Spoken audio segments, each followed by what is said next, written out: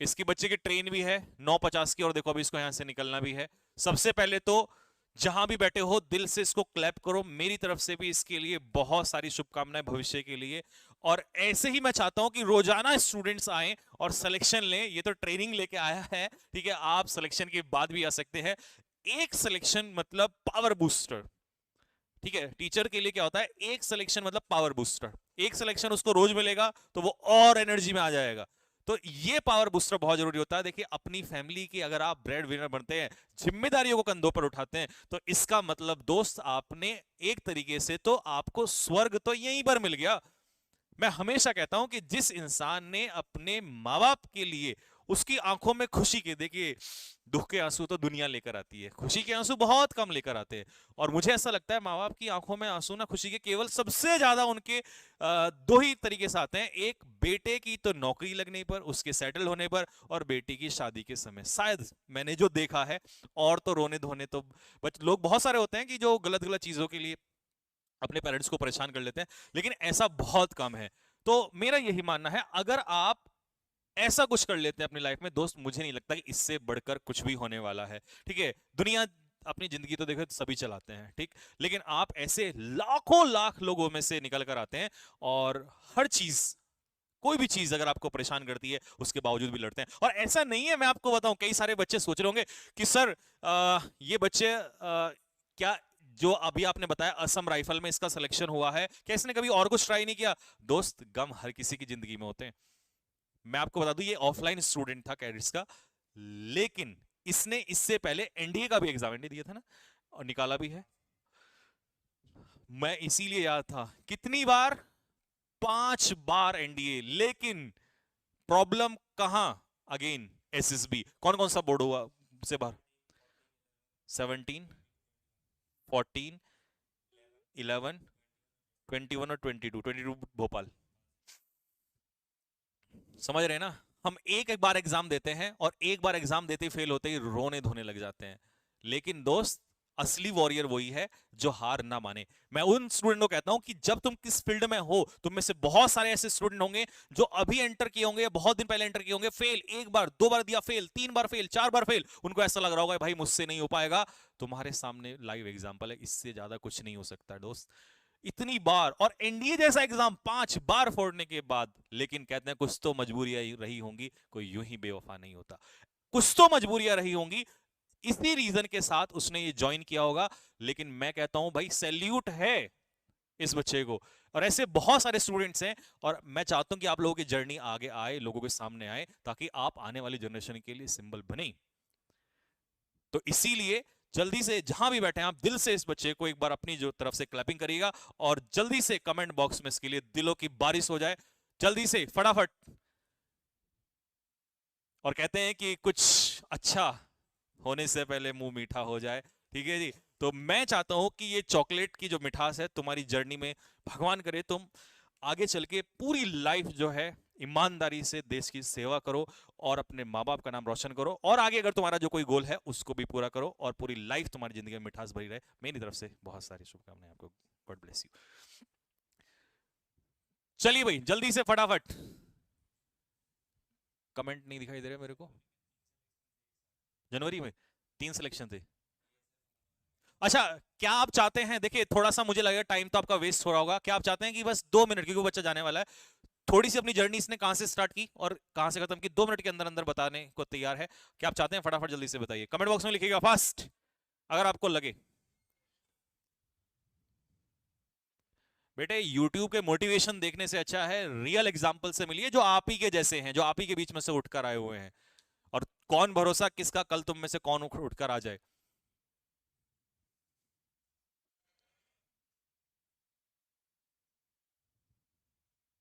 चलिए, तो 2 मिनट में जहां से आपने स्टार्ट किया, जैसे जैसे जहां भी आए, यहाँ आए, जो एग्जाम दिया, फिर एसएसबी, ठीक है, फिर उसके बाद जो एग्जाम दिया, फिर 3 सिलेक्शन लास्ट में भी आप बता रहे हो, फटक से, ठीक है।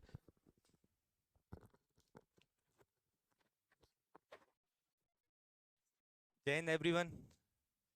मेरा नाम दीपक शर्मा है। मैं मथुरा से बिलोंग करता हूँ एक्चुअली, और मथुरा के पास एक गांव पर मतलब ब्लॉक पड़ता है दाऊजी। दाऊजी के पास गांव है मेरा, छौली। तो मैं 2019 में मैं यहाँ पे आया था ऑफलाइन कोचिंग के लिए। सबसे पहले मैंने ऑफलाइन कोचिंग यहीं से ली थी सर से। तो जब मैंने फर्स्ट अटेम्प्ट दिया था तो फर्स्ट अटेम्प्ट तो नहीं क्लियर हो पाया था। फर्स्ट अटेम्प्ट में किसी लैक ऑफ, कहते हैं ना कि उतना वो नहीं था, समझ में नहीं आता था कि क्या करना है क्या नहीं करना है, क्योंकि एनडीए एक छोटा एग्ज़ाम तो होता नहीं है। स्पेशली एनडीए के लिए आया था मैं कि हाँ ऑफिसर बनना है और कुछ नहीं। बैक टू बैक मैंने एनडीए के क्या कहते हैं 5 एसएसबी अटेम्प्ट दिए। फर्स्ट अटेम्प्ट था मेरा एसएसबी जो था क्या कहते हैं बेंगलोर में 17 एसएसबी बोर्ड में। और फर्स्ट अटेम्प्ट में मैं कॉन्फ्रेंस आउट हुआ, और वहाँ पे जब मैं कॉन्फ्रेंस आउट हुआ ना तो बड़ा दुख हुआ, क्योंकि मेरे साथ के जो 24 कैडेट्स थे ना उनमें से क्या कहते हैं 18 लड़कों को इन किया था वहाँ पे पहली बार। और वो हाईएस्ट सिलेक्शन था वहाँ का 17 एसएसबी बोर्ड का। बट हम लोगों को क्या कहते हैं 6 लोगों को बाहर किया, तो फिर थोड़ा सा ऐसा लगा कि हमारे अंदर क्या कमी थी। बैक टू बैक 5 एसएसबी देने के बाद थोड़ा सा ये रियलाइज़ हुआ कि कहीं ना कहीं तो कुछ गलतियाँ मैंने की हैं जो मैं कर रहा हूँ, उन्हें चेंज करने की ज़रूरत है। उसके बाद एयरफोर्स का एग्ज़ाम हुआ 2022 में, वो भी मैंने क्लियर किया। वो क्लियर करने के बाद उसका तो ज्वाइनिंग ही नहीं आया। फिर कोरोना के टाइम पे बीच में क्या हुआ कि सरकार ने अग्निवीर को लॉन्च कर दिया कि अग्निवीर हम ला रहे हैं। तो फर्स्ट इनटेक था अग्निवीर का, फर्स्ट इनटेक मैंने अग्निवीर का दिया और वो अग्निवीर का भी क्लियर किया। और फर्स्ट इनटेक अग्निवीर का क्लियर करने के बाद 27 दिसंबर 2022 को मेरा ज्वाइनिंग था इसका। उसी से पहले मैंने क्या कहते हैं सितंबर में पेपर दिया था और नवंबर में पेपर दिया था बीएसएफ आरओआरएम का, और सितंबर में दिया था असम राइफल्स का। और असम राइफल्स की भर्ती ना मैंने ओपन देखी थी पूरे यूपी में। यूपी में क्या कहते हैं जब सिलेक्शन हो रहे थे वहाँ पे 350-400 लड़कों में से केवल 18 लड़कों को पास किया था। ओपन भर्ती देखी थी वो मैंने वहाँ पे जो असम राइफल की थी। तो उसी टाइम पे क्या हुआ मेरा 12 दिसंबर को क्या कहते हैं मेरिट लिस्ट आता है असम राइफल्स का। और 14 दिसंबर को क्या कहते हैं मेरा बीएसएफ आरओआरएम हेड कांस्टेबल का रिजल्ट आता है, जिसमें मेरा फेज 2 था, दिल्ली होना था, वो भी मैं करके आया था। तो मेरा बीएसएफ आरओआरएम, अग्निवीर और क्या कहते हैं असम राइफल्स। फिर मुझे किसी ने गाइड किया कि असम राइफल बेस्ट है बीएसएफ आरओआरएम से। बाकी तो सारी फोर्सेस अच्छी हैं, बट उन्होंने अपने अकॉर्डिंग बताया कि ये अच्छा रहेगा, करियर यहाँ पे बनाना अच्छा है। तो उन्होंने बोला कि असम राइफल्स ज्वाइन करो। तो मैंने क्या कहते हैं अपना जो असम राइफल्स है 25 जनवरी को ज्वाइन किया था। और मैं अभी, हाँ 25 जनवरी को ज्वाइन किया था 23 में।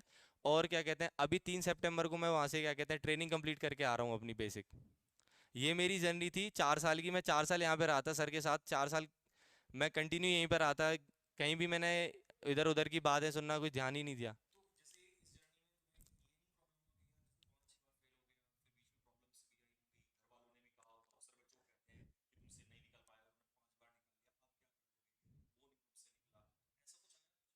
हाँ मतलब ऐसा बोलते थे ना मुझे कि 4 साल का टाइम हो गया था टाइम पीरियड, कि क्या हुआ क्यों नहीं हुआ।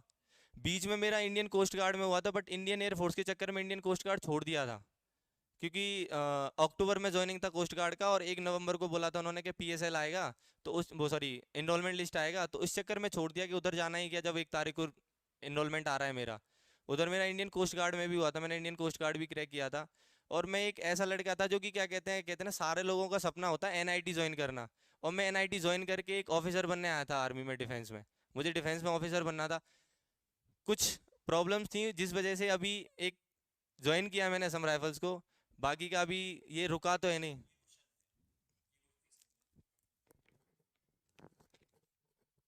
एक बहुत बड़ा क्वेश्चन मैं पूछने जा रहा हूँ, ये मेरे जहन में था लेकिन अब इसने अपने आप बोल दिया तो मैं पूछूंगा जरूर। और शायद मैंने अभी कहा भी था कि कुछ तो मजबूरियां रही होंगी, कोई यूं ही बेवफा नहीं होता। 5 बार एनडीए निकालने के बाद, एसएसबी से आउट होने के बाद, कोई लड़का, मुझे तो नहीं लगता कि वो लड़का जो है बहुत जल्दी इजीली किसी जॉब से सेटिस्फाइड हो जाएगा। वो कहीं ना कहीं बहुत आगे जाएगा। तो ये क्वेश्चन मेरा इससे है, मतलब मैं रीजन नहीं जानना चाहूंगा, बट ऐसा था या आप इजीली उस चीज से सेटिस्फाइड हो गए? मतलब कुछ ना कुछ तो ऐसा रहा होगा कि जिसने आपको मजबूर किया कि नहीं। तो आपने उस समय पर, क्योंकि आपका एनडी निकालने के बाद कहीं ना कहीं रहा होगा मैं सीडीएस में जाऊं, या मैं एफकेट में जाऊं, या मैं असिस्टेंट कमांडेंट जाऊं, या मैं आगे कुछ ना कुछ बड़ा एग्जाम देखूं, या सीजीएल में जाऊं कहीं पर। लेकिन उससे पहले ही आपको कुछ ना कुछ ऐसा फील हुआ, या जो भी ऐसी मजबूरी रही जिसने आपको उस जॉब में जाने के लिए मजबूर किया। अगर ऐसा कुछ है तो मेरी तरफ से सैल्यूट है आपको। सच बता रहा हूं मैं, ऐसे बहुत कम स्टूडेंट होते हैं जो, मैं हमेशा कहता हूं कि देखिए गोल पाना अच्छी चीज है, लेकिन अगर किसी ने पीठ पीछे एक बार झांक के नहीं देखा ना कि मेरे माँ बाप को नीड क्या है, तो भाई उसका गोल भी मुझे नहीं लगता कि उसके लिए इतना इंपॉर्टेंट है। क्योंकि अगर आपने अपने पेरेंट्स को मुसीबत में छोड़ दिया और उनको नीड है उस समय पर, तो मेरे हिसाब से वो सबसे बड़ा गोल है। क्योंकि जिन्होंने तुम्हें पाल पोस के खड़ा किया, उनके लिए अगर तुम पिलर हो तो बहुत इंपॉर्टेंट है। अगर ऐसा है सिर्फ हाँ या ना में जवाब दे देना, क्योंकि मेरे क्वेश्चन में ये जहर, मेरे जहन में क्वेश्चन लगातार चल रहा था। आवाज एक सेकंड।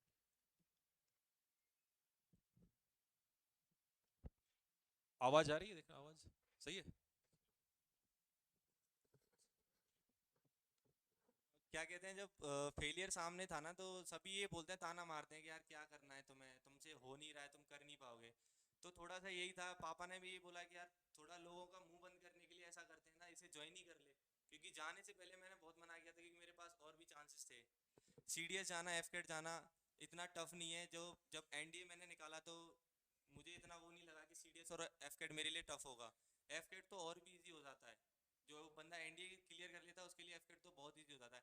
बाकी अभी जब अब मुझे मौका मिलेगा, क्योंकि ट्रेनिंग टाइम पे तो पढ़ा ना, तो पढ़ाई का मौका मिलता है ना किसी चीज़ का।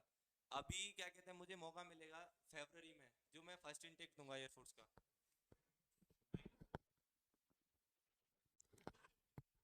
मैं जनवरी में दूंगा अपना फर्स्ट इनटेक।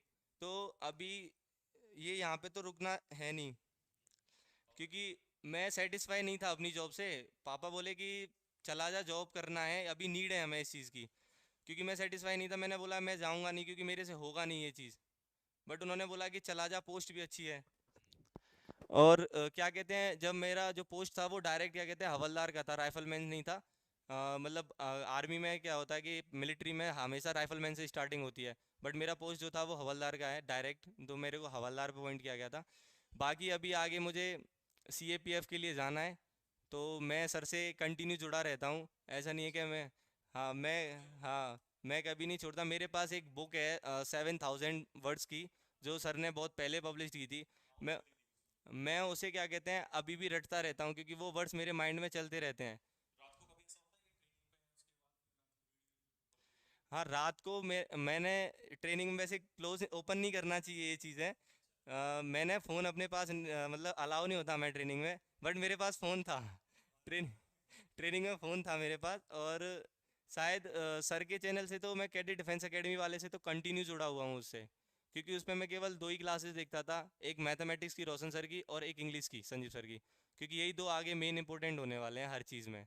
और तो है नहीं, इंग्लिश का जिसने इंग्लिश को पकड़ लिया और इंग्लिश को पकड़ना के सर को फॉलो कर लिया, तो बेड़ा पार हो जाएगा। आप फिर किसी के आसपास भागोगे नहीं। आप ये बोलोगे कि हाँ ठीक है यार, कुछ हमने कुछ सीखा। एक वीडियो में स्टार्टिंग में मुझे लगता था, मैं अगर कोचिंग में आया था ना तो सर की ही क्लास ली थी, डेमो क्लास जैसे अलाउ करते थे सर। तो डेमो क्लास ली थी सर की, तो मैंने बोला कि अब फिर मुझे कहीं किसी और कोचिंग में जाना ही नहीं है। जिसका डर था वो ख़त्म हो गया, सर ने वो ख़त्म कर दिया था पढ़ाने का तरीका। ठीक। बहुत सारे बच्चों का क्वेश्चन है, अलग अलग काफी सारे क्वेश्चन है कि आप एसएसबी के बारे में बताओ, आप रिटर्न के बारे में बताओ, और कई सारे क्वेश्चंस हैं, लेकिन अभी इतने सारे क्वेश्चंस हम लोग ले नहीं पाएंगे दोस्तों। और ऐसा करता हूं मैं, कोई बात नहीं, एक दिन इससे घर से भी तो हम कनेक्ट हो सकते हैं ना।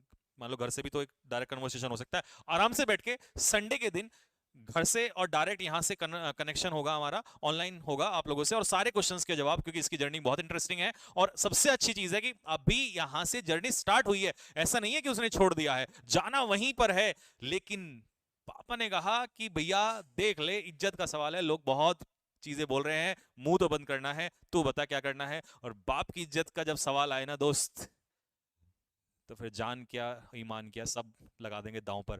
तो ये सबसे अच्छी चीज है, उसके लिए भाई मैं तो देखो मेरे हुए हैं रोंगटे खड़े इस बात के लिए, क्योंकि जॉब तो सब लेते हैं, लेकिन ऐसा जो करे, और अभी वो जुनून है। और मैं चाहता हूं कि इस वीडियो के बाद एक और जब वीडियो आएगा, जिस दिन ये कहेगा सर आज मैं अपनी जो मनपसंद जॉब है उसमें सेलेक्ट हो गया, वो सुकून जो होने वाला है बहुत अलग होने वाला है। मैं आप लोगों की तरफ से और अपनी तरफ से, जो इसने अपने पेरेंट्स के लिए क्या है, एक मेरी तरफ से सैल्यूट बनता है जवान को। जय हिंद। तो दोस्तों ये थी इस बच्चे की जर्नी। तो मिलेंगे जल्दी ही संडे में या फिर किसी दिन, और सारे क्वेश्चंस का जवाब लेंगे। तो चलिए, बहुत सारी शुभकामनाएं एंड गॉड ब्लेस यू। ठीक है, चलो अभी जाओ, टाइम हो गया आपका, है ना, आराम से जाना, इसको ड्रॉप कर दो। ठीक।